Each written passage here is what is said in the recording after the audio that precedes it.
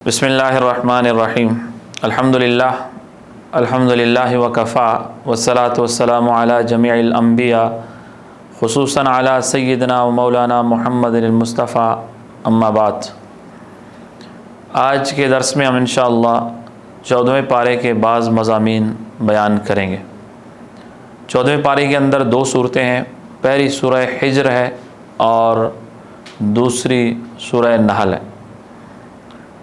सूरह हिज्र की शुरू में अल्लाह रब्बुल इज़्ज़त ने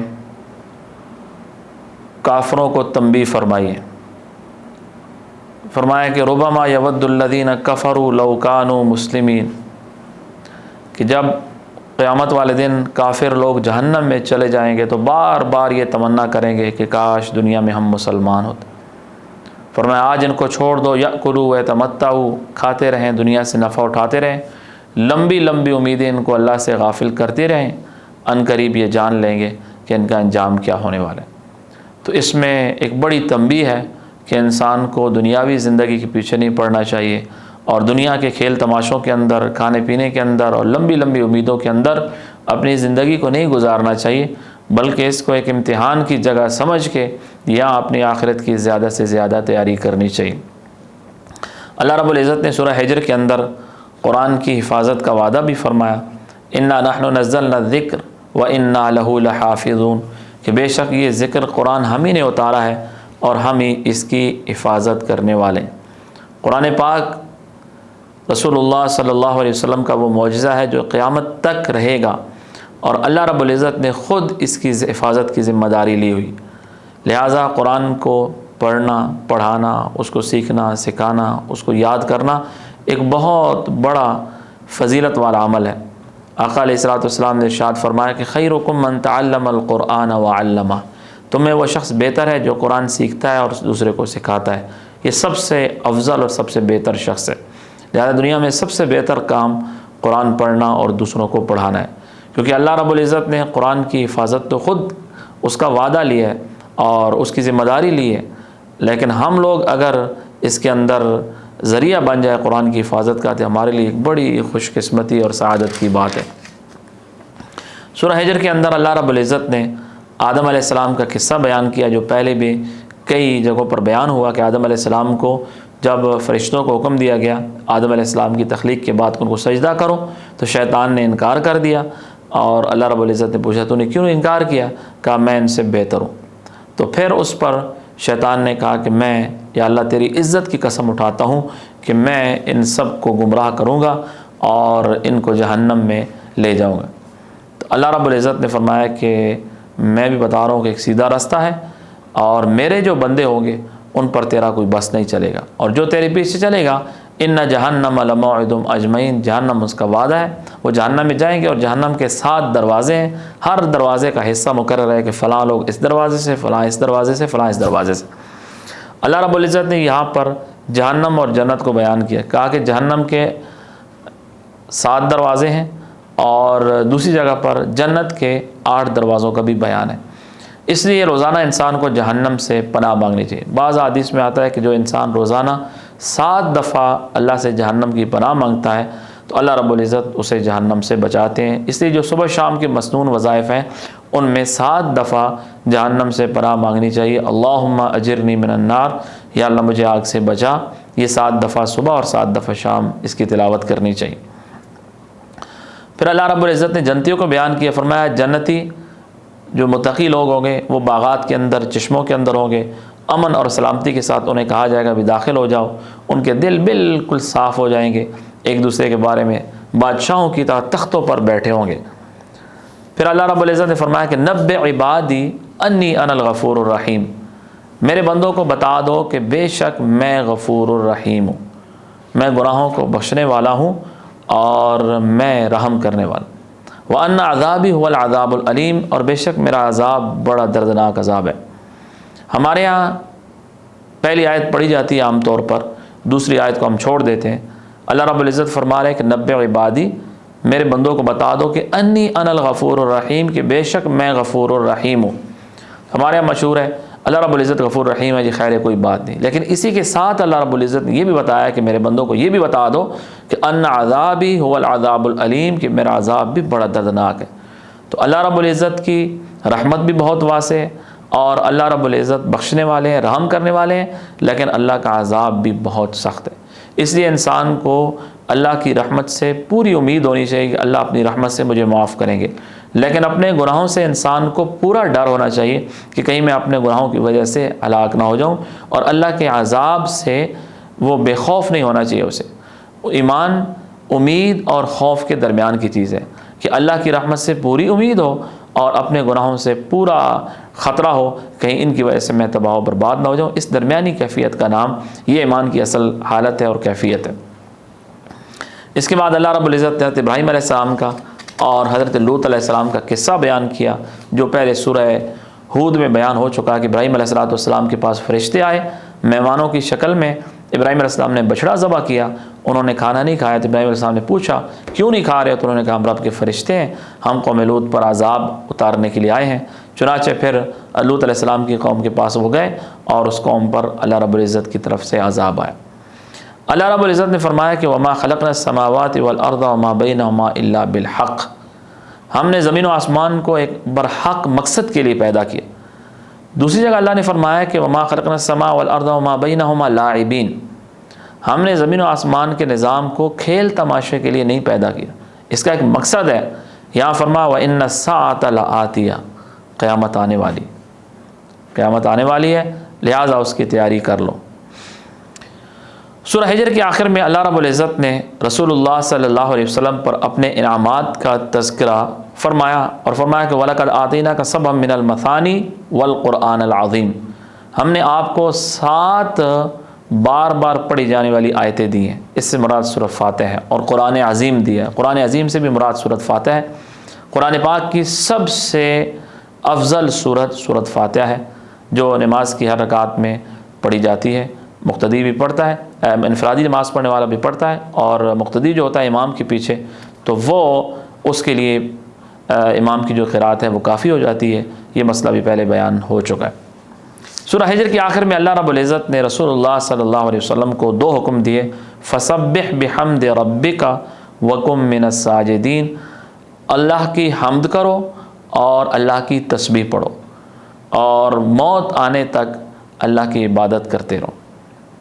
یہ حکم قرآن پاک نے سورہ نصر میں بھی دیا ہے، اذا جاء نصر اللہ والفتح ورأیت الناس يدخلون فی دین اللہ افواجا، جب اللہ کی مدد آ گئی، مکہ فتح ہو گیا، لوگ فوج در فوج اسلام میں داخل ہو رہے ہیں. فسبح بحمد ربک واستغفر، آپ رب کی پاکی بیان کریں، رب کی حمد بیان کریں، استغفار کریں، انہ کان توابا، اللہ توبہ قبول کرنے والا. تو سبحان اللہ و بحمدہ جو ہے یا سبحان اللہ والحمدللہ، یہ دونوں یہ قرآن کی اس آیت پر عمل ہے. فسبح بحمد ربک، جس میں تسبیح بھی ہے اور اللہ کی حمد بھی ہے. تسبیح کا مطلب ہوتا ہے یا اللہ تو پاک ہے، الحمد کا مطلب ہوتا ہے یا اللہ ساری تعریفیں تیرے لیے ہیں. تو سبحان اللہ و بحمدہ یا سبحان اللہ والحمدللہ اس کو پڑھنا چاہیے. علیحدہ علیحدہ بھی پڑھ سکتے ہیں سبحان اللہ الحمدللہ، اکٹھا بھی پڑھ سکتے ہیں، اور سبحان اللہ و بحمدہ بھی پڑھ سکتے ہیں. بہت بڑی فضیلت اس کلمے کی آئی ہے. حدیث میں آتا ہے کہ جو شخص سبحان اللہ و بحمدہ 100 دفعہ پڑھتا ہے، اگر اس کے گناہ سمندر کے جھاگ کے برابر بھی ہو جائیں اللہ رب العزت تب بھی اسے معاف کر دیں گے. اس کے بعد سورہ نحل ہے، اور یہ 14ویں پارے کے پہلے پاؤ سے جہاں ختم ہوتا ہے وہاں سے شروع ہوتی ہے اور 3 پاؤ تک یہ چلتی ہے. اس صورت کے اندر اللہ رب العزت نے شروع میں قیامت کا تذکرہ فرمایا، اتا امر اللہ فلا تستعجلوا، کہ قیامت آنے والی ہے، جلدی نہ کرو، آ جائے گی.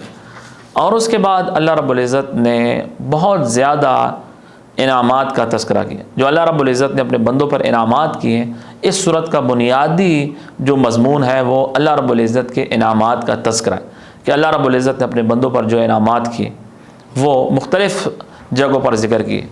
سب سے پہلے فرمایا اللہ نے آسمان بنائے، زمین بنائی، انسان کو بنایا، انسان کے لیے جانوروں کو بنایا، اور جانوروں کے اندر اتنے اللہ نے نفع رکھے ہیں، ان کی کھال ہیں، ان کے بال ہیں، ان کی ہڈیاں ہیں، اور ان پر انسان سواری کرتا ہے، ان پر بوجھ لاتا ہے انسان. پھر آسمان سے اللہ نے پانی اتارا، اس سے اللہ نے فصلیں اگائیں، ان سے تم درخت اگتے ہیں، پودے اگتے ہیں، اور اللہ نے رات دن کا نظام بنا دیا، سورج کو بنایا، چاند کو بنایا، ستاروں کو بنایا، یہ سارے ایک نظام میں چل رہے ہیں۔ سمندر کو اللہ نے بنا دیا، سمندر کے اندر تمہارے لیے مچھلیوں کو اللہ نے پیدا کر دیا، سمندر کے اوپر کشتیاں چلتی ہیں، اس کے اوپر تم سواری کرتے ہو، سامان ایک جگہ سے دوسری جگہ تک لے جاتے ہو۔ زمین ہلتی تھی، اللہ نے اس کے اوپر پہاڑ ڈال دی۔ یہ سارے انعامات ذکر کیے، یہ سارے انعامات ذکر کر کے اللہ فرما رہے ہیں کہ افمن یخلق کمن لا یخلق، وہ اللہ جس نے سب کچھ پیدا کیا ہے، یہ ان کی طرح ہو سکتا ہے جنہوں نے کچھ بھی پیدا نہیں کیا؟ تم اللہ کے علاوہ جن کی عبادت کرتے ہو انہوں نے تو کچھ پیدا نہیں کی۔ فرمایا ان تعدوا نعمت اللہ لا تحصوها، اگر تم اللہ کی نعمتوں کو گننا چاہو تم گن نہیں سکتے۔ ہر وقت ہمارے اوپر اللہ کی لاکھوں کروڑوں نعمتیں مسلسل برس رہی، ہم ان کو گن بھی نہیں سکتے، تو شکر ادا کرنا تو بہت دور کی بات۔ اس لیے فرمایا کہ تم اللہ کی عبادت کرو۔ والذین یدعون من دون اللہ لا یخلقون شیئا وهم یخلقون، تم اللہ کے علاوہ جن کو پکارتے ہو وہ خود کچھ پیدا نہیں کر سکتے، وہ تو خود پیدا کیے، لہذا سب کچھ اللہ نے پیدا کیا ہے۔ انسان کو عبادت اللہ رب العزت کی کرنی چاہیے۔ فرمایا اگر نہیں کریں گے، انسان اللہ کی نافرمانی کریں گے، تو جس وقت ان کی وفات کا وقت آئے گا، الذین تتوفاهم الملائکہ ظالمی انفسہم، جب وفات کا وقت آئے گا انسان گناہ گار ہوگا، فالقوا السلم، انسان پھر معافی مانگے گا، یا اللہ ما کننا نعمل من سوء، ہم نے کوئی گناہ نہیں کیا، یا اللہ معذرت، غلطی ہو گئی۔ اللہ فرمائیں گے فادخلوا ابواب جہنم، جہنم میں چلے جاؤ۔ اور فرمایا کہ جو لوگ نیک ہوں گے، جب ان کی فرشتے روح نکالتے ہیں انہیں کہتے ہیں السلام علیکم، تم پر سلام ہو، ادخلوا الجنہ، جنت میں داخل ہو جاؤ۔ تو فرمایا کہ اگر اللہ کی مان لو اور نیک کام کرو تو موت کے وقت سے انعامات شروع ہو جاتے ہیں، اور انسان اپنی مرضی کی زندگی گزارتا رہے، اللہ کی نافرمانی میں زندگی گزارتا رہے، تو مرنے کے ساتھ ہی اس کا عذاب جو ہے وہ شروع ہو جاتا۔ مشرکین مکہ یہ کہتے تھے کہ ہم جو ساری بتوں کی عبادت کر رہے ہیں، ہم جو شرک کر رہے ہیں، تو یہ اللہ نے چاہا تب کر رہے ہیں، اللہ نہ چاہتا تو ہم نہ کرتے۔ اللہ نے فرمایا کہ پہلے لوگ بھی یہ کہتے تھے۔ یہ انسان اپنے گناہ کے لیے اللہ کی تقدیر کو عذر کے طور پر نہیں پیش کر سکتا۔ ایک انسان دوسرے کو مارتا ہے، کہتا ہے جی اللہ نے لکھا تھا میں نے مارا ہے، یا ایک انسان خدا نخواستہ کوئی غلط کام کرتا ہے، کہتا ہے جی اللہ نے لکھا تھا میں نے کر لیا۔ بھائی نماز پڑھو، جی اللہ نے لکھا ہوگا تو ہم پڑھ لیں گے، ایسا نہیں۔ اللہ نے لکھا ہے اپنے علم سے، اللہ نے ہمیں اختیار دیا ہے کہ تم یہ کام کرو تو جنت جاؤ گے، نہیں کرو گے جہنم جاؤ۔ جس طرح ہمیں پتہ ہے کہ اللہ نے ہمارا رزق لکھ دیا ہے، پھر بھی ہم صبح اٹھتے ہیں، کام پہ جاتے ہیں، کاروبار کرتے ہیں، اور اسی طرح اللہ نے ہمارا ایک ایک لقمہ لکھا ہے، لیکن ہم پھر بھی روٹی سامنے رکھتے ہیں، اسے توڑتے ہیں، منہ میں ڈالتے ہیں، اسے چباتے ہیں، یہ سارے کام ہم خود کرتے ہیں۔ تو اسی طرح اللہ نے ہمارے لیے باقی چیزیں بھی لکھی ہیں، لیکن ہم نے اس کے لیے کوشش خود کرنی ہوگی۔ صرف اللہ کی تقدیر کو ہم اپنے کسی گناہ کے لیے ہم اس کو سہارا نہیں بنا سکتے۔ آگے اللہ رب العزت نے اپنی قدرت کو بیان کیا کہ انما قولنا لشیء اذا اردنا ان نقول له کن فیکون، کہ اللہ رب العزت جب کسی کام کو کرنا چاہے تو اللہ کن فرماتے ہیں، فیکون، بس وہ کام ہو جاتا۔ آگے اللہ رب العزت نے ہجرت کی فضیلت بیان کی کہ والذین ہاجروا فی اللہ من بعد ما ظلموا، کہ جن لوگوں پر دنیا میں ظلم ہوا اور انہوں نے ہجرت کی، لنبوئنہم فی الدنیا حسنہ، دنیا میں ہم انہیں اچھا ٹھکانہ دیں گے، ولاجر الآخرۃ اکبر، اور آخرت میں ان کے لیے بہت بڑا اجر ہوگا۔ ہجرت کہتے ہیں انسان اللہ کی رضا کے لیے اپنا گھر بار یا علاقہ چھوڑ دے۔ اگر انسان کسی ایسی جگہ پر ہے جہاں پر وہ دین پر صحیح عمل نہیں کر سکتا، کافروں کا ملک ہے اور دین پر عمل کرنے میں پابندی ہے، تو اسے وہاں سے ہجرت کرنا ضروری ہو جاتا۔ اور اگر آپ کو پتہ ہے میں تو دین پر عمل کر رہا ہوں لیکن میری آگے آنے والی نسلیں شاید دین پر عمل نہ کر سکیں، تب بھی آپ کے لیے اس علاقے کو چھوڑ کے جانا ضروری ہوتا ہے۔ ہمارے ہاں بلا کسی وجہ کے اور صرف دنیا کے چند ٹکوں کی خاطر اور ان کی خاطر انسان کچھ نفع کی حاصل کرنے کے لیے انسان اسلامی ملک کو چھوڑ کر غیر مسلم کے ملک میں چلا جاتا ہے، وہاں زیادہ نفع مل رہا ہے۔ تو یاد رکھیں یہ بہت خطرے کی بات ہے۔ ہم وہاں جا رہے ہیں، ہم تو اسلام پر قائم رہیں گے لیکن ہماری آئندہ آنے والی نسلیں کیا پتہ وہ اسلام سے پھر جائیں۔ تو اس لیے چند روپوں کی خاطر، چند ڈالروں کی خاطر، چند ٹکوں کی خاطر اپنی نسلوں کے ایمان کو داؤ پر نہیں لگانا چاہیے۔ اپنے اسلامی معاشرے کے اندر، اسلامی ملک کے اندر انسان کو رہنا چاہیے۔ ہجرت اگر کرنی انسان اللہ کے لیے کرے، اللہ کے دین کے لیے کرے، تبلیغ کے لیے جائیں اور دین پھیلانے کے لیے جائیں، دعوت کے لیے جائیں تو بہت اچھی بات ہے۔ دنیا حاصل کرنے کے لیے آپ اگر سفر کرتے ہیں تو دنیا تو آپ کو مل جائے گی، لیکن ایسی جگہ پر نہ جائیں جہاں پر اپنا یا اپنی نسلوں کے دین کا خطرہ ہو۔ رسول اللہ صلی اللہ علیہ وسلم نے فرمایا فمن کانت ہجرتہ الی اللہ ورسولہ فہجرتہ الی اللہ ورسولہ، جس کی ہجرت اللہ رسول کی طرف ہو اسے ثواب ملے گا۔ فمن کان ہجرتہ الی دنیا یصیبها او امرأۃ یتزوجها فہجرتہ الی ما ہاجر الیہ، جو دنیا کے لیے ہجرت کرے گا یا عورت کے لیے ہجرت کرے گا تو اسے دنیا ملے گی، عورت ملے گی، لیکن ظاہر ہے اس پر اللہ کی طرف سے کوئی ثواب نہیں ملے۔ اس کے بعد اللہ رب العزت نے فرمایا کہ فاسألوا اہل الذکر ان کنتم لا تعلمون، کہ اہل ذکر سے پوچھ لو اگر تم نہیں جانتے۔ اس آیت سے یہ مسئلہ ثابت ہوتا ہے کہ انسان شرعی مسائل اگر اسے خود پتہ ہے تو ٹھیک ہے، اگر نہیں پتہ تو پھر اسے کسی شریعت کے ماہر سے پوچھ لینا چاہیے۔ قرآنی حکم ہے فاسألوا اہل الذکر، اہل ذکر سے پوچھ لو۔ تو یا تو یہ انسان عالم ہے، مفتی ہے، شریعت کا ماہر ہے، وہ خود مسائل سمجھ سکتا ہے، اور اگر خود مسائل نہیں سمجھ سکتا تو پھر اپنی رائے سے خود ہی مسائل بنانے نہیں چاہیے، بلکہ کسی شریعت کے ماہر مفتی سے مسئلہ پوچھنا چاہیے۔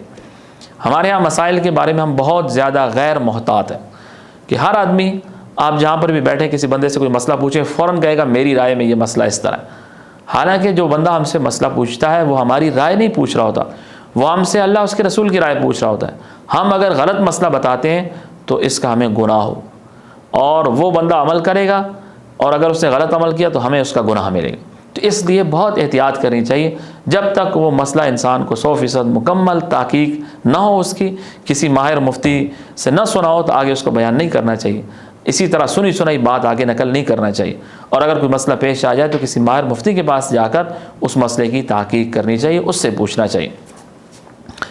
اللہ رب العزت نے سورہ نحل کے اندر مشرکین مکہ کی ایک عادت کو بیان کی۔ مشرکین مکہ کہتے تھے معاذ اللہ جو فرشتے ہیں یہ اللہ کی بیٹیاں، تو اللہ نے فرمایا کہ خود اپنے لیے بیٹی پسند نہیں کرتے اور اللہ کے لیے بیٹیاں پسند کرتے ہو۔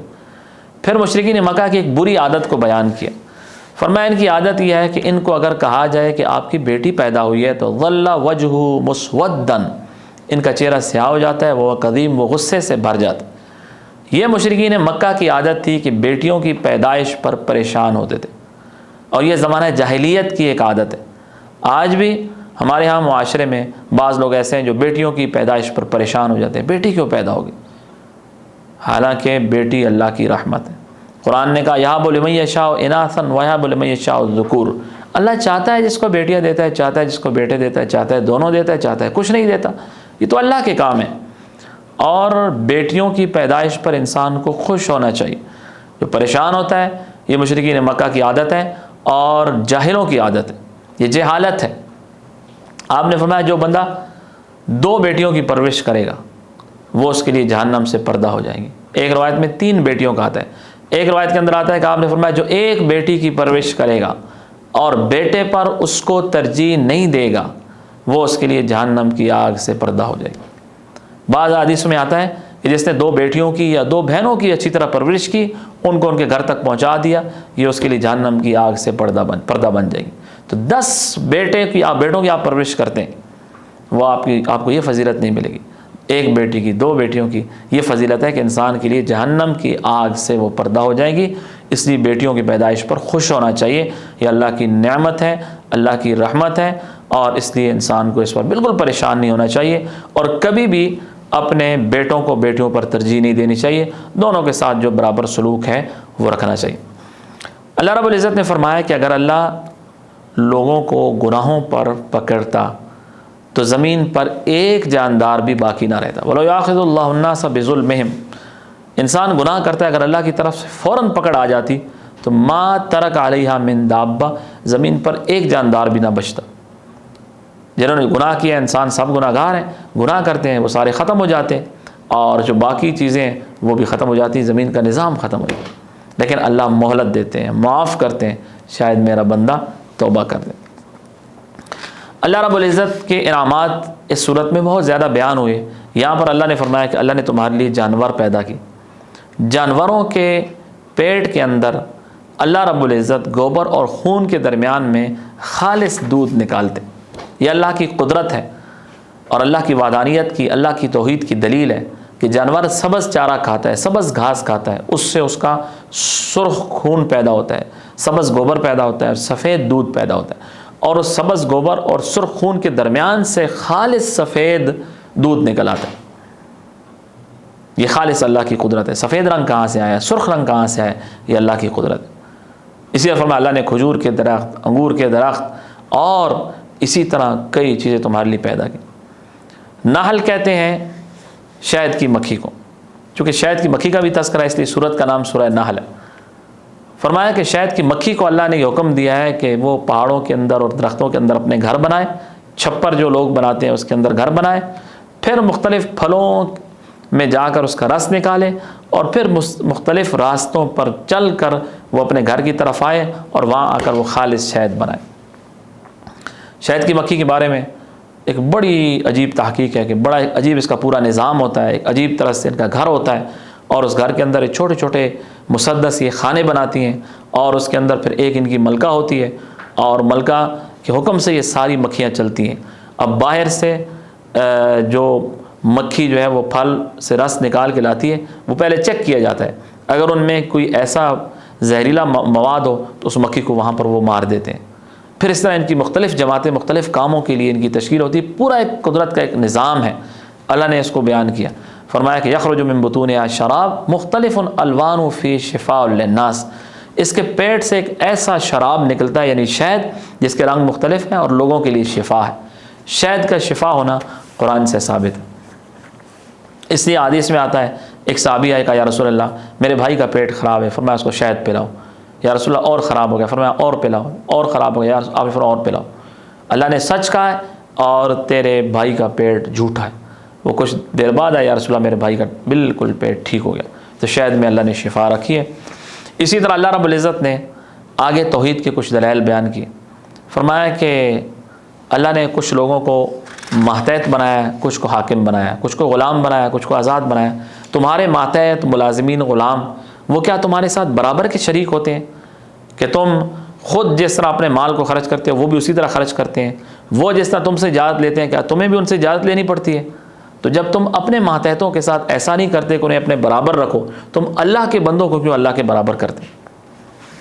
آخری پاؤ کے اندر اللہ رب العزت نے ایک بڑی جامع آیت ذکر فرمائی جس کے اندر اللہ رب العزت نے مختلف احکامات ذکر کیے جن کو جمعے کے خطبہ میں ذکر کیا جاتا ہے۔ فرمایا ان اللہ یأمر بالعدل والاحسان، اللہ عدل کا حکم دیتا ہے، انصاف کا، کہ عدل کیا جائے، احسان بھلائی کی جائے، قریبی رشتہ داروں کے ساتھ ان کو حقوق ادا کیے جائیں، بے حیائی اور برے کاموں سے بچا جائے، سرکشی سے بچا جائے، اللہ کے وعدے کو پورا کیا جائے، وعدوں کو انسان نہ توڑو، تم لوگ نہ توڑو۔ یہ مختلف احکامات ہیں جن کے اندر بڑی تفصیل ہے، اللہ رب العزت نے ذکر کیا۔ ان میں عدل جو ہے کہتے ہیں ہر حق والے کو اس کا حق دینا، تو عدل پورے دین کو شامل ہے۔ توحید بھی عدل ہے کہ اللہ کو ایک مانا جائے، یہ اللہ کے ساتھ عدل ہے۔ رسول اللہ صلی اللہ علیہ وسلم کے ساتھ عدل یہ ہے کہ آپ کی اتباع کی جائے، آپ کی محبت کی جائے، آپ کی بات مانی جائے، مکمل دین پر چلا جائے، یہ عدل ہے۔ عدل بہت جامع لفظ ہے۔ احسان اعلیٰ درجہ ہے نیکی کا، جس کو حدیث میں کہا گیا ہے کہ ان تعبد اللہ کانک تراہ، اللہ کی عبادت ایسے کرو گویا کہ آپ اللہ کو دیکھ رہے۔ قریبی رشتہ داروں کے ساتھ اچھا سلوک کرنے کا حکم دیا، رشتہ داروں کے ساتھ اچھا سلوک کرنا چاہیے۔ آپ نے ارشاد فرمایا کہ سل من قطعک، جو آپ سے توڑتا ہے آپ اس کے ساتھ جوڑو۔ اور آپ نے فرمایا کہ جب اللہ نے رشتہ داری کو پیدا کیا اس نے اللہ کا عرش پکڑ لیا کہ یا اللہ لوگ مجھے توڑیں گے۔ اللہ نے فرمایا کہ جو تجھے توڑے گا میں اپنی رحمت سے اسے توڑوں گا، جو تجھے جوڑے گا اسے میں اپنی رحمت سے جوڑوں گا۔ اللہ رب العزت نے یہاں پر ارشاد فرمایا کہ جو شخص بھی نیک کام کرے گا، من عمل صالحا من ذکر او انثی، خواہ مرد ہو یا عورت، وہو مؤمن، شرط یہ کہ وہ ایمان والا ہو، فلنحیینہ حیاتا طیبہ، ہم اسے پاکیزہ زندگی دیں گے۔ تو پاکیزہ زندگی کے لیے دو شرطیں ہیں، پہلی شرط ایمان ہے، دوسری شرط ہے اعمال صالح، نیک اعمال۔ تو اگر انسان کے اندر ایمان ہے، نیک کام کر رہا ہے، تو دنیا کے اندر بھی اس کی بڑی پاک صاف زندگی ہوگی، آخرت کے اندر بھی پاکیزہ زندگی اس کی ہوگی۔ قرآن کے آداب ذکر کیے کہ جب قرآن پڑھا جا رہا ہو تو اس سے پہلے، قرآن پڑھنے سے پہلے اعوذ باللہ من الشیطان الرجیم پڑھنا چاہیے، یہ اللہ کی حفاظت میں انسان آ جاتا ہے۔ آخر میں یہ مسئلہ بیان کیا کہ جب انسان کو مجبور کیا جائے کہ وہ کلمہ کفر کہہ دے، کوئی انسان اس کو مار رہا ہے کہ تو کلمہ کفر کہہ دے، تو اس نے کہہ دیا اس حالت میں کہ جب اسے قتل کیا جا رہا ہے تو جان کے ڈر کی وجہ سے اگر اللہ کا انکار کر دیا تو یہ معاف ہے، لیکن ویسے اگر کسی نے کفر کیا فرمایا اللہ کا غضب ہوتا ہے، اس کے سارے اعمال ضائع ہو جاتے ہیں۔ آخر صورت میں اللہ رب العزت نے رسول اللہ صلی اللہ علیہ وسلم کو تسلی دی، فرمایا آپ صبر کریں اور ان کی باتوں پر پریشان نہ ہوں، اللہ رب العزت آپ کے ساتھ ہے اور اللہ ایمان والوں کی مدد کرتا ہے۔ دعائیں اللہ رب العزت ہم سب کو مکمل دین پہ عمل کرنے کی توفیق عطا فرمائے۔